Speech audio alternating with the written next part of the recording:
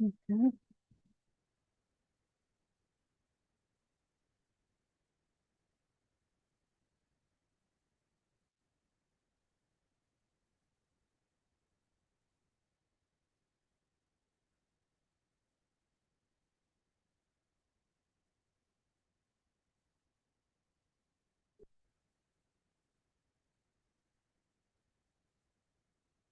Okay.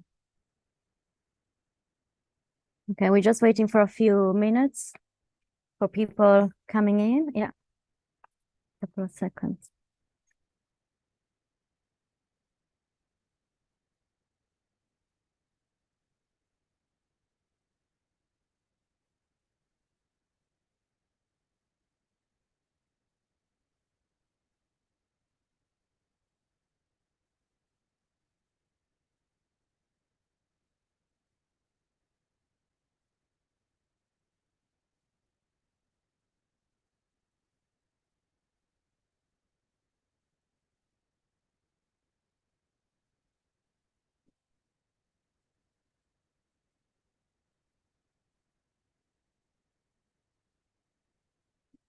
Okay. Um, Good evening, everyone. Welcome to the Irish Deaf Research Network, IDRN second seminar. For those people who is the first time attending the seminar organized by the Irish Deaf Research Network, the IDRN is a network of academic researchers and deaf representative groups from across Ireland who work to direct research on ISL and the Irish deaf community. Some of the aims of IDRN are provide opportunity to present on members' research, to provide opportunities to sharing information, to develop a research roadmap and identify gaps in the research done in this area to date, engage and promote engagement within the deaf community, and involve and encourage deaf community researchers and students, and many, many others aims. So tonight we are going to have the second seminar where, first of all, we would like to apologize in advance, but the researcher Robert Smith for person and family issue won't be able to present tonight. So we will only have one presentation, and our presenter tonight is Julianne Duffy Gillen. Julianne Duffy Gillen holds a Bachelor in Education and Training from DCU and a Master in Guidance Counselling from DCU. With over 20 years working in deaf advocacy and adult further education training, she's registered with Teachers Council and Institute of Guidance Counselors. Julianne previously was a young adult mentor in the Explore program, Chime's national mentoring project, supporting young deaf and hard of hearing adults as they transition from post-primary to further education, vocational training, and employment. She's now working with TU Dublin as a learning support officer.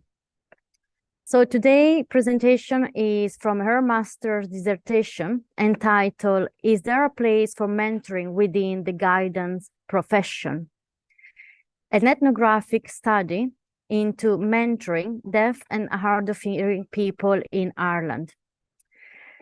This study looks at how mentoring programs work for deaf and hard of hearing people in Ireland today. It also investigates mentoring as a tool for career attainment and progression while exploring perceptions on the new national framework for guidance, which propose mentoring to be included under the umbrella of guidance. So I give the floor to Julianne. Great, thanks, Digia.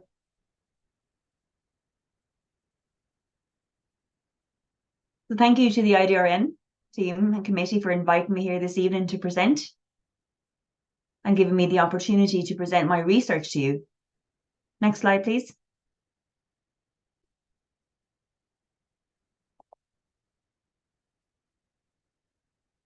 So I'm going to go through a brief introduction, background to the research, defining mentoring and guidance counselling, and explaining what the difference is in Ireland.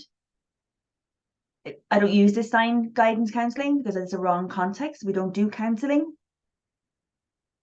So I will sign it as a guidance person. I am referring to the label of guidance counselor, but I'll explain a little bit more around into my research methodology and my thesis, and then some of the findings and recommendations as well.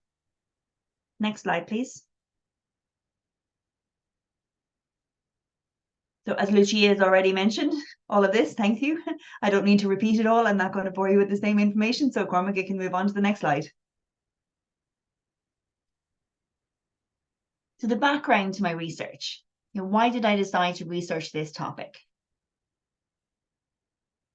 I've worked in Chime. Obviously, when I started this program, I was working in Chime as an Explore Mentor. And part of that, why they set up the Explore Mentor program within Chime,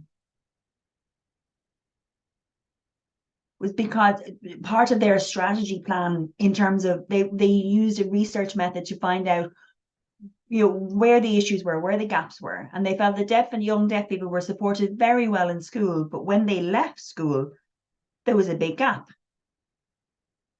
And quite often they just felt, as soon as they left school, that's it. They were on their own, trying to find work, find college, and it was like a cliff in terms of the fall off of support. And that was found to be happening to the majority of deaf and hard of hearing younger people. So that's why they identified this as a gap, and they set up the Chime Explore Mentor programming. And I started working there, and I really started thinking about what's my job as a mentor? What's my role as part of that? What kind of training do I need for that role?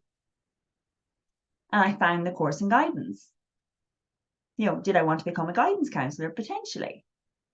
So I joined the program because it was but while on that program, I realized there was very, very little mentioned around mentoring. It wasn't considered to be part of guidance. Cormac, can you click on next there, please? So the research was already highlighting that there was a lot of missed opportunities and missed learning, lots of missed incidental learning for young deaf, hard of hearing and hard of hearing adults. For example, a hearing person might be on the bus and will hear a conversation behind them and say like, oh yeah, no, I've applied for this and I've done this and have you done the same? And he would be like, oh, I didn't realize that. Oh, okay, wow, I have to do that. So they're learning through incidental situations. Or students, going into college and they don't know where they're going. It's like, okay, well, I know I need to go to this building, block E. And they might see someone say, oh, I'm going to block E, and they can just follow them. So it's incidental learning. You pick things up as they go along. And a lot of time, deaf and hard of hearing people miss out on that because of communication barriers. Next point, Carmen. Yeah, thank you. So the research is done worldwide where they talk about deaf and hard of hearing people when they move on from formalized education into a higher level education, looking for careers. And the best practice was for was to have mentoring, and that it was an essential tool to help deaf and hard of hearing people to continue that way on their careers. Next one, Cormac. At the end of last year, then, the Department of Education announced a new framework for guidance in Ireland, where they want to be able to change the process of mentoring to include guidance context. And I just thought, wow, okay, mentoring is going to be included in this framework. They've mentioned it. This is great. But guidance, as I mentioned in the past, has not included mentoring. And there was no research, I suppose, around why that was the case. Why wasn't it? And suddenly out of nowhere, they were mentioning it. So I just found this really interesting. Next slide. And there's a lack of clarity on what mentoring actually means. It can be such a broad term and how it's related to guidance. So, mentoring, absolutely, they know it benefits career progression, but it can also be, having a different perspective of something. Like I know myself, when I'm meeting people, when I'm meeting guidance counselors, they will often say mentoring. No, that's very casual. That's not formal. So people have different perspective on what mentoring actually means, which I find very, very interesting. And it's like they think less of the person who is a mentor in terms of what they provide. So I thought it was very important to bring clarity to what mentoring actually means.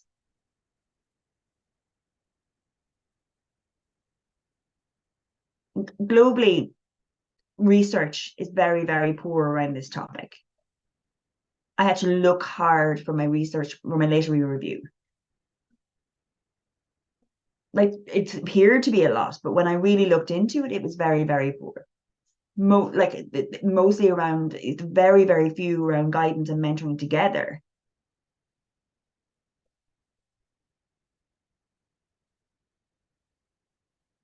So obviously we know the Irish Deaf Society set up a careers project,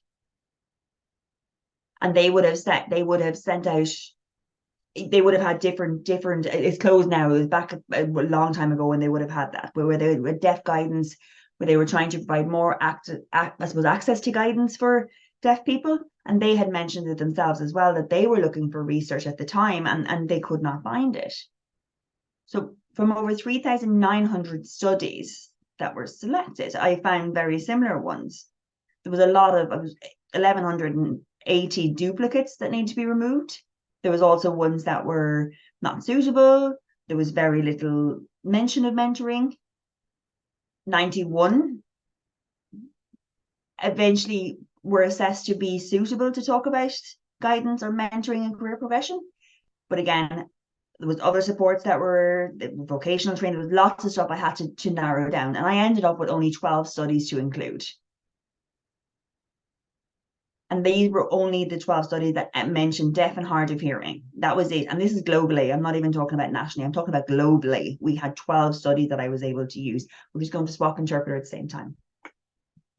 Then if we bring that back to the context here in Ireland, when we take a look at what this means, guidance counselling as an umbrella term within the Irish context, we think of guidance counsellors as a part of the overall umbrella term that is guidance. If you wouldn't mind clicking there. Thank you, Cormac.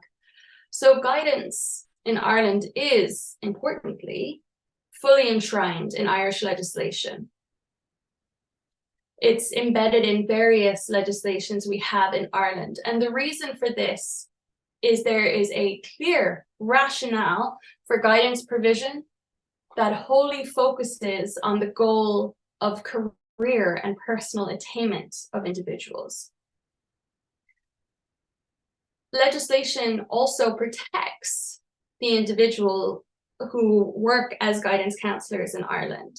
And that's also underpinned by our EU lifelong guidance directives. So this is EU level legislation that we must obey as members of the European Union.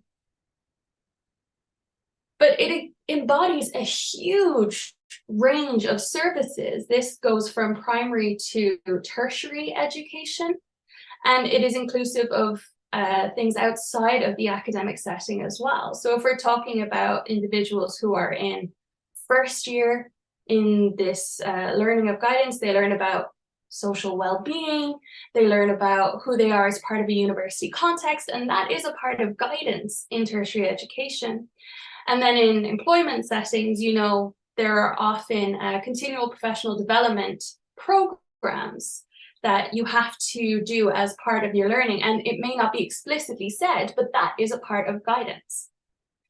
On completion of Leaving Cert, people assume that's when guidance ends, but it's not. It's there implicitly, and it happens at all junctures of life.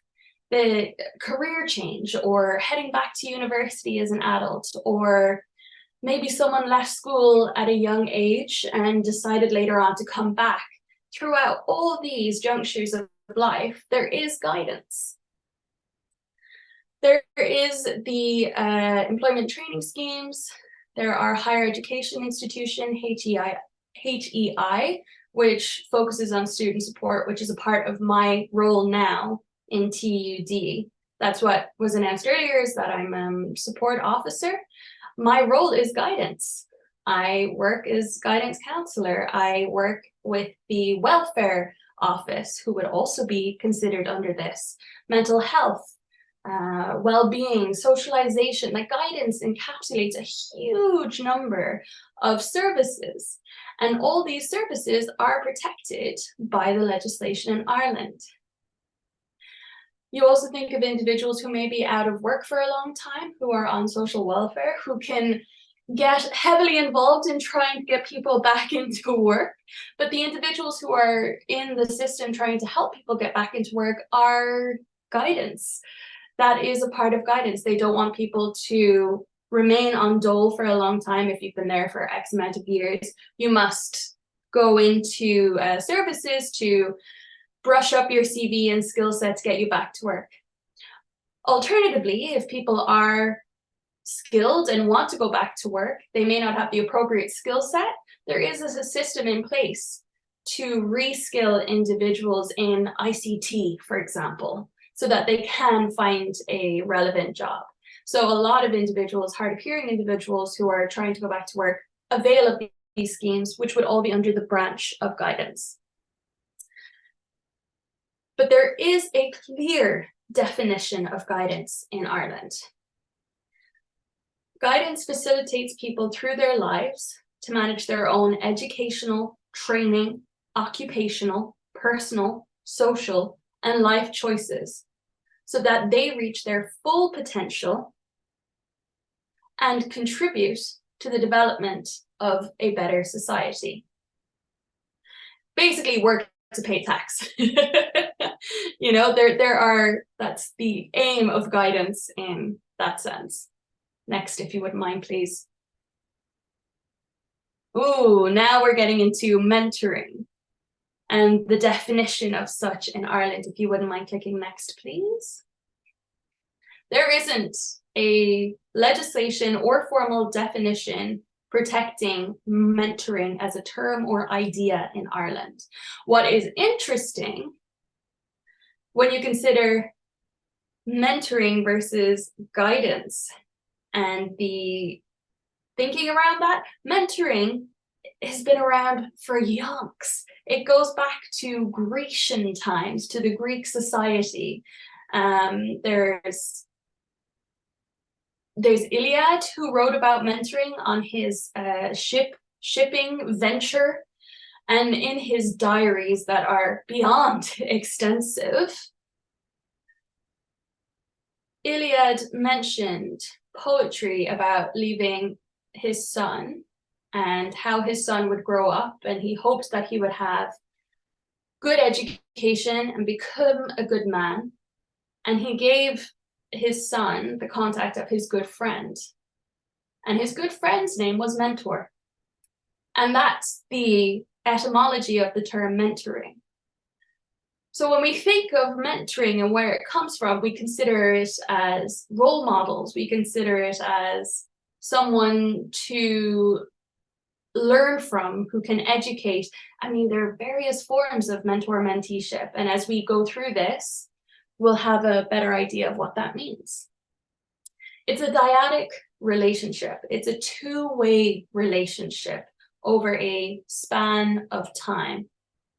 Usually, this relationship and time is used to develop and grow and transition through career progression, or incorporating a change of lifestyle, or entering education. There are a number of definitions for mentoring, but this one I feel encapsulates best what mentoring means. Next, please. But in terms of creating a more detailed, finite definition of mentoring, it's incredibly broad. As I mentioned, it's not a new term. It's been around millennia at this point. Guidance is newer as a term and as a thinking. It came in towards the end of the 1800s, thereabouts. That's the beginning of guidance. And I'll explain the difference between the two. But first, I want to just define mentoring as best as I can. There has been literature and research over the year that mentions mentoring, but often the concept of mentoring are based off of other theories like teaching, pedagogical, addiction. Like, they're used in a number of fields. and their definitions depend on the field that they've used the term mentoring, which is why it's a bit vague. Often terms like ad hoc or temporary supports are used. It's seen as more informal, but mentoring has been used and is mentioned quite a lot, particularly when talking about educational and career progression. You see it become much more prevalent in that area. But what I learned throughout my literature review, Dubois mentioned that mentoring has two subcategories, and those two subcategories are quite extensive. Mentoring can be formal, for example, informal, like your parents at home maybe asking you to do something, or if you're in a new employment setting and your coworker kind of gives you some tips and bits and pieces, that would be considered informal or unstructured. But then there is formal and professional provision. And what I want to focus on, and what I did focus on in my master's, was formal mentoring provision. This refers to a mentorship connection that are not wholly spontaneous. They usually are pre-developed, recognized, and formally maintained by an organization. It's often used in various sectors. There's peer-to-peer support. If someone's new in a space, they don't know how to operate within this new organization, they'd be connected with a peer who has experience within the organization. That would be a form of formal mentoring. They would have but again, this doesn't just happen spontaneously. This would happen with plans and systems in place. This can happen in groups on an individual level, or a specialist minority mentoring. So maybe refugees coming into Ireland who may not be familiar with our systems, our language, our cultures, they would be paired with someone who is maybe of the same country, same language origin, who could then help mentor them into the country. Often formal mentoring offers naturally occurring social, emotional, identity, and cognitive development processes. Particularly, this is related to formal mentoring. There are strong successes within the world of work using formal mentor provision. This is in educational attainment via learning supports. Guidance and mentoring obviously can blur at times. This would be considered more mentoring, formal mentoring, to inform someone's career progression. Personal development, it can happen on a very intimate personal level for self-advocacy and social skills. In all these domains, you can have strong success with formal mentoring provision. And is very commonplace in Ireland. Very commonplace in Ireland. If you think of anything, let's take a look at education. Mentoring often happens when teachers and trainee teachers work closely together to develop their skill set. And this enables the trainee teacher to become confident in their skill set, in the pedagogy and curricular development. They're not just thrown out into the education system and hope for the best. They're put in spaces where they have a formal mentor. Similarly, the Psychologists of Ireland, individuals who have recently graduated, they cannot go straight into practice. They have to have a structured mentorship program. They need to have support, and kind of like supervision is mandatory for them, and this would all be considered formal mentoring. There was the DCU ISL, there was the employment project. This was to fill a gap again for individuals who had gone from undergraduate and want to go into employment settings. They needed formal mentoring. Next, please.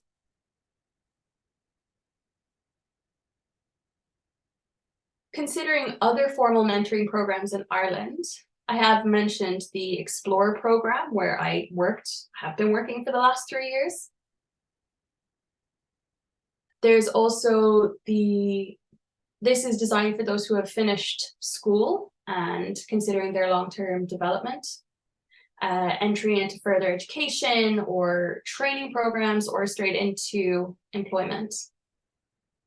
It offered a one-to-one support system, structured and group basis nationwide.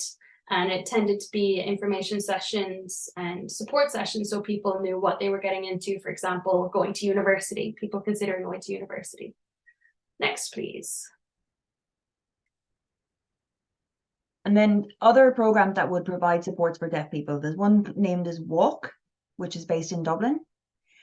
They generally aim for people with intellectual disabilities, deaf with additional needs, but recently they've opened out the service to other disabilities as well.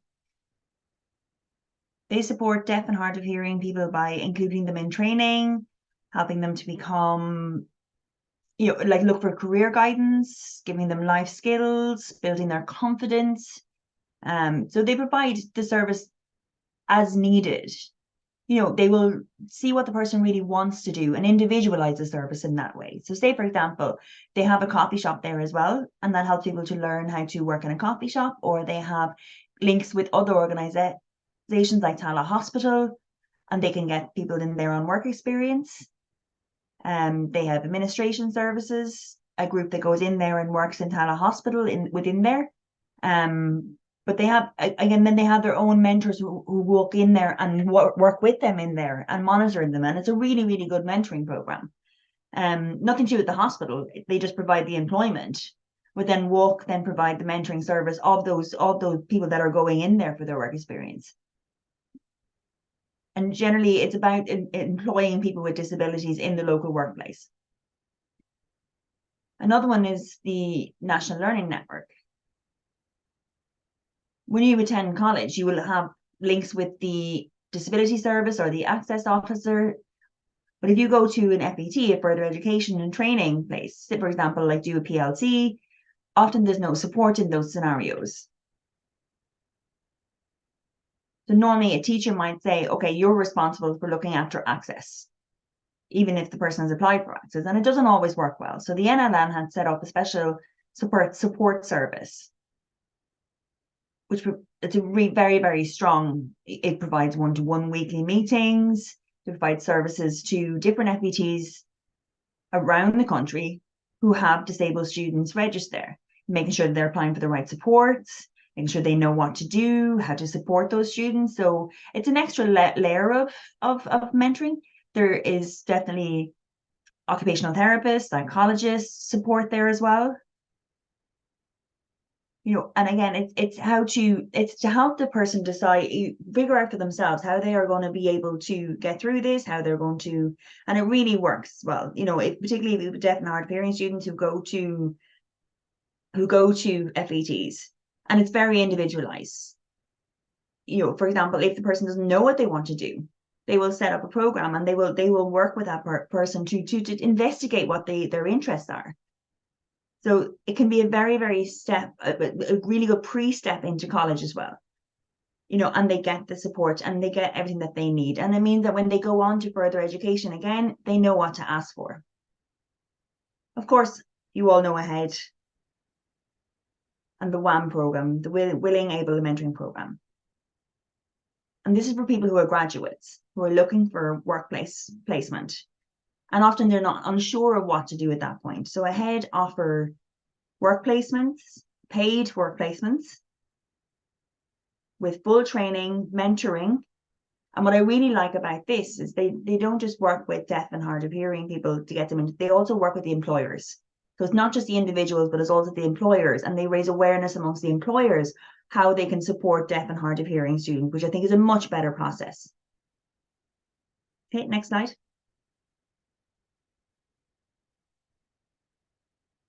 So what's the difference between formal mentoring and guidance? Why is it not under guidance? Why is it different? And there are a considerable number of differences. So the first difference, guidance is formal. It's an optional support that provides advice, information, and it's up to the person to follow it or not. But the guidance counsellor has a policy that they need to. So say, for example, you're long-term unemployed you're on the dole. My aim is to get you back to work. It doesn't matter what kind of work. I just want to get you back to work. I want you paying tax to support society. From a mentoring perspective, it differs. It's more structured. The program is set up to match the individual's needs, to match their abilities, and how to help the person to continue up that career ladder. In guidance, it's information provision. There's no relationship established. The success is that the person has received guidance and they decide themselves what their success is. Whereas in mentoring, we form close relationships. And it's that relationship that really guides the success. If you don't have a relationship with your mentor and your mentee, if there isn't a relationship there, success won't happen. And I've noticed that myself through my own experience working with deaf and hard of hearing people. The relationship is really, really important that I have. And the better the relationship, the more successful they are. Guidance has a very, very clearly established professional recognition. It has strong ethical, legal status. They must do, if you become a guidance counsellor in Ireland, you must partake in continued professional development. You can't just do any course. There's specific accredited courses that you must undertake to be able to call yourself that. You have to match specific criteria. You must become a member of the National Guidance Professional Body. There's the AGI, which is Adult Guidance Education Institute, or there's also the Irish Institute of Guidance Counsellors. So you can join either of them, and both of them have, very strict criteria in terms of becoming a member. And then you must also partake in supervision and CPD. Some of them will say just CPD or be involved in peer learning or group discussions. In mentoring, there's no professional status. There's no professional recognition. There's no ethical guidelines. There's no ongoing training requirements. There's a very, very big difference there. So moving on to my research. Obviously, I was working in a mentoring area already, and in discussions with my supervisor, we decided to focus on autoethnographical, to look at the culture, look at the ethnographical side of things. This is the sign I'm going to use for ethnographic. But ethnographic means submerging yourself in the community, understanding the culture, becoming familiar with how things work. And that was really, really important to be able to do that from an observation and data collection perspective. With autoethnographical, it's about myself. I'm deaf myself. I work in the area and I'm getting involved into that. And I have had mentors. I've been a mentee and I'm also a mentor. And as I mentioned, the literature review, again, what that was saying versus what I was thinking, and also then from the group perspectives as well. From myself, from my own experiences, I was able to reflect and write from my own personal reflections of my work as a mentor and how the provision of that mentoring, and then how that related to the literature that I was reading. And then I was able to organize focus groups with various people who work in mentoring in Ireland. And I invited many, many people who work in that area. Some who work in formal mentoring with deaf and hard of hearing people and that have experience, or people who have experience of mentoring deaf and hard of hearing people.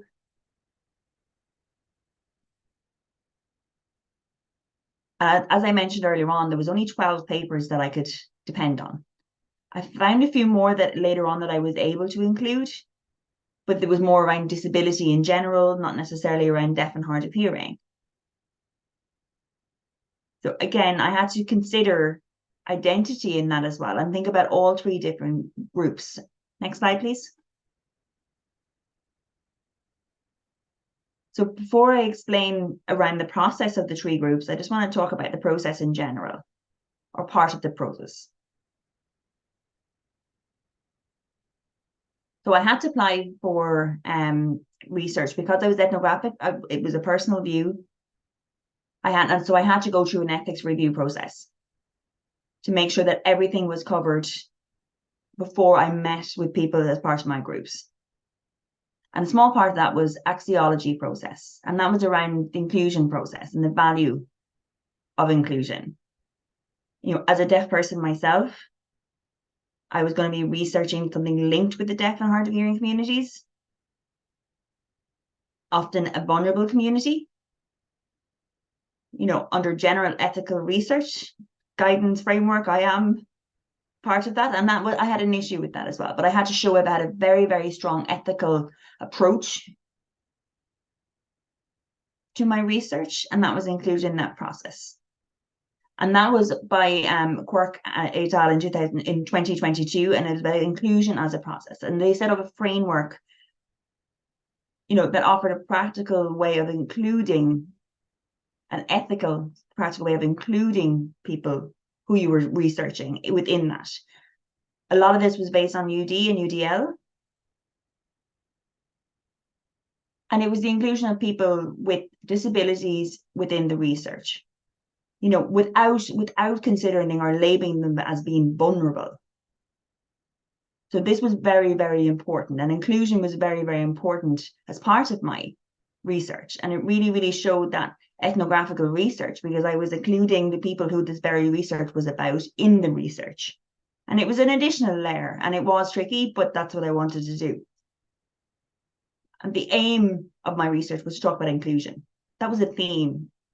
I wanted to be able to show that it's not just about deaf or hard of hearing.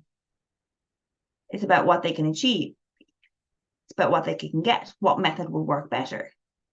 You know, should it be under the overall umbrella of the term guidance?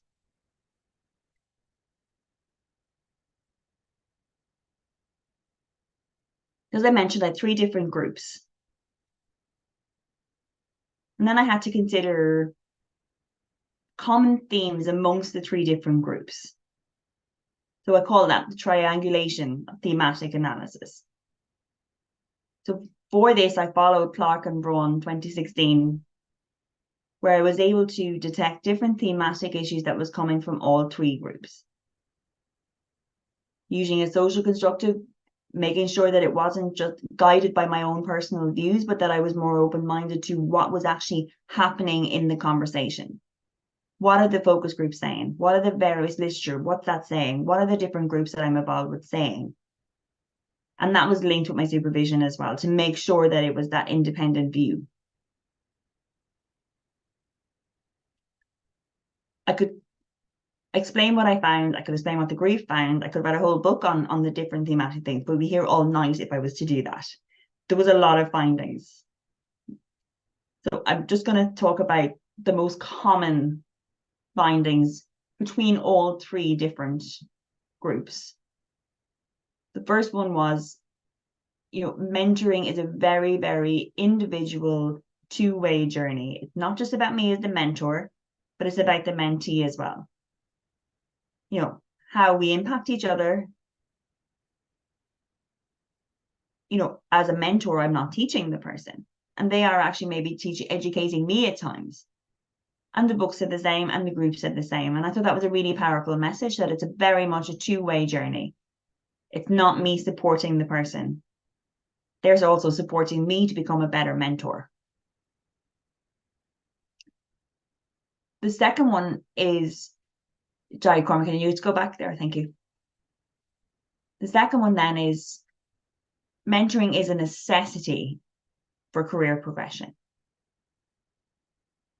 You know, and it mentioned, the literature mentioned it was best practice.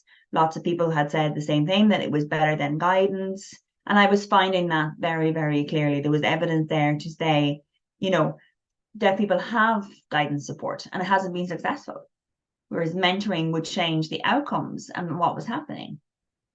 You know, and often people, when they're in work and don't have a mentor, it can be quite off-putting. And those who did have mentors in the workplace felt they did much better. So again, it just really, really, there was strong evidence there that is very much needed for deaf and hard of hearing people and that a lot of them wouldn't be as successful without mentoring. And then the third one was, I had mentioned earlier on, around incidental learning and the issues that are there with it. Again, the benefit that hearing people have of overhearing conversation that deaf people don't have. And that is an issue. But even more so with hard of hearing people who don't have sign. They have the ability to talk, but they're still missing more information than actually deaf people are, because they don't have ISL as a language. But who was catching that was the mentors. So communication is so important. Making sure they're not missing information, because they're less likely to ask for support, because they don't know you can't know what you don't know. They don't know that they're missing information. So it was only when a mentor was in a situation they were realizing that this person is actually missing out on the information. And it's really, really important that they get access to that incidental learning. And then when we come back to guidance and guidance counselors, they often have to partake in continual professional development. What I found interesting in my data, that a lot of people were kind of humming and hawing and upset that they had to undertake this continual professional development, despite the fact that it was necessity for their membership for whatever profession they were in. There was a need for them to undertake and endure continual professional development when it was under the guise of guidance. But when it came to mentorship, it became much more self-motivated. The individuals and participants and mentees felt that they could explore what they wanted to explore, and it didn't feel as pressured or as structured against them. And the focus group resoundingly agreed. Wait, sorry, I'm jumping ahead just a little bit. Let me go back to the literature first. The literature mentioned that best practice was mentoring. However, a lot of the articles previously talking about mentorship recognized that it wasn't provided a lot in best practice situations. What's interesting is the literature said that, but focus groups evidence that there was mentorship in place and it was successful.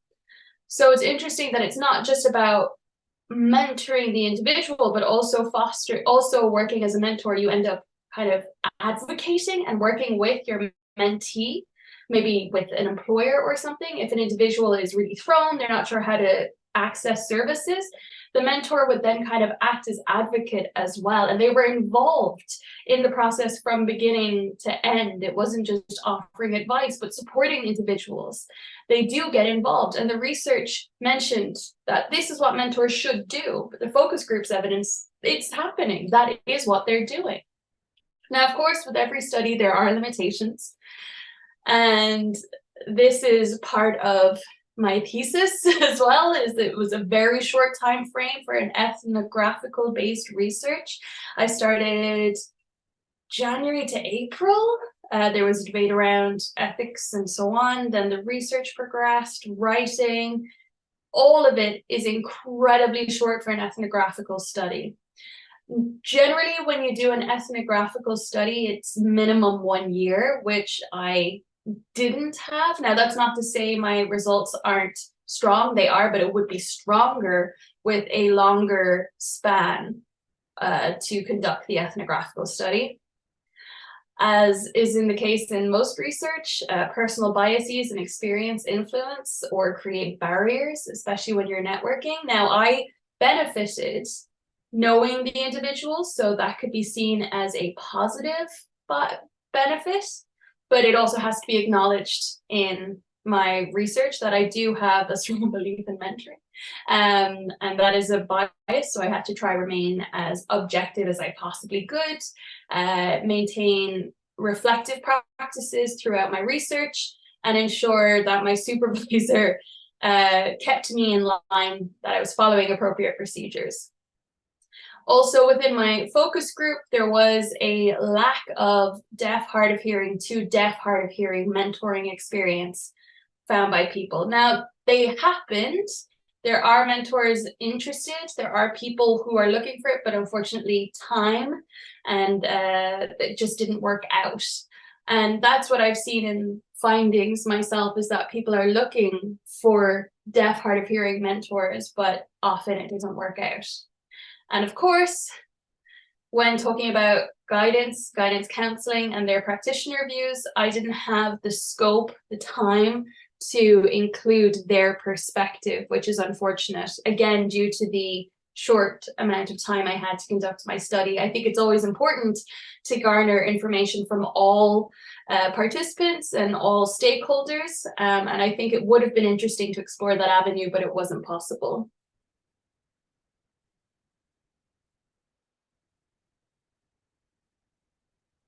From my research and my findings, I do have recommendations for future research. I think there absolutely needs to be an established and defined, an established definition for mentoring. And it needs to be considered within the lifelong guidance context.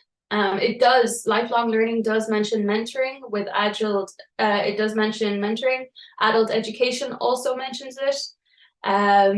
The National Forum on Guidance, which was established in 2007, that also mentions mentoring and mentoring groups, but it's only ever been mentioned, and very few real practical examples are coming to the fore. There's very little happening in real world instances. And at the end of last year, there was an announcement, a paper published that talked about guidance and guidance counselling, but there was no mention at all of mentoring, which I was quite disappointed by. And I think that's why there needs to be a push to define mentoring and establish that under the umbrella of guidance and guidance counselling.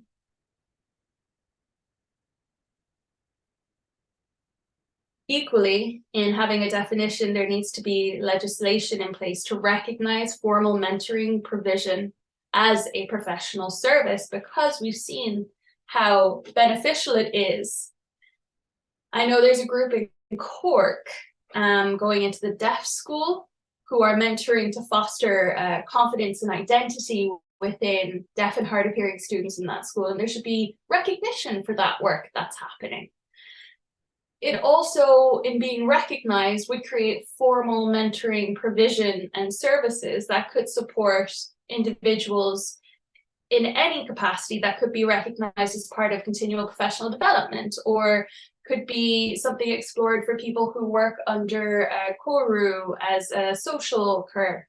CORU works is the body representing social care workers.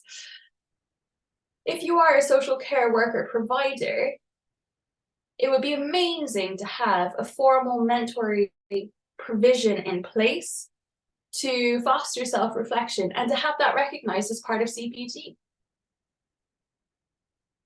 Of course, there needs to be follow-up research, particularly around, as I mentioned, deaf and hard of hearing to deaf, hard of hearing mentoring provision, because I feel like that is an opportunity to find out how that relationship dynamic works. Also, there needs to be follow-up research into awareness training provision by mentors in the disability sector, because we have awareness training in place, but we need to understand how that's working on the ground. We need to recognize from that what recommendations that are on paper, are they actually followed in real life or are they not? And what's the benefit of these awareness training provision by mentor? I think particularly in the disability sector, this needs to be explored, but more generally would be important too. Which brings me to my conclusion. Before I began this process, I kind of felt like there would be similar themes identified, and there were. Some themes were similarly found and consistent with the objectives in prevalent literature, but saying that, there needs further investigation and comprehension of formal mentoring, and this then needs to be further researched in the context of policy development, service delivery, and many other aspects that could benefit the role of mentoring within the guidance context. And before I forget, there is one more thing I wanted to mention. As a researcher, I personally felt that mentoring should be under the guidance context, but there are members of my focus groups who didn't agree. They felt that guidance as an umbrella, as a field, was far too rigid, and that mentoring couldn't fit under that because mentoring is tailored from individual to individual. It's very much dependent on the context and the domain in which it takes place. And they felt that guidance as a field was far too rigid to encapsulate that. It wasn't the right space.